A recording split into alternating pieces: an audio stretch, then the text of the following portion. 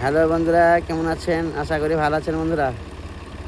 বলে না, গোটা রাস্তা দৌড়াদৌড়ি, পারঘাটা এসে গড়াগড়ি, সেই হাল হয়েছে আমার। গোটা রাস্তা আসলাম, এবার নদীর ধারে পড়লাম। এই নদী পার হয়ে যেতে আমার শ্বশুর বাড়ি। বেশি বড় নদী নয়, 1 হাঁটু পানি হয়। বন্ধুরা, ভিডিওটা লাইক কমেন্ট শেয়ার করবেন। শ্বশুর বাড়ি চলে এলাম, ঠিক আছে?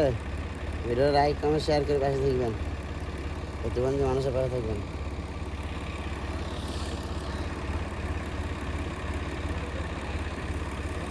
এটা আমার শ্বশুর গ্রাম, বিহার, পূর্ণিয়া, 22 ফুলবাসা।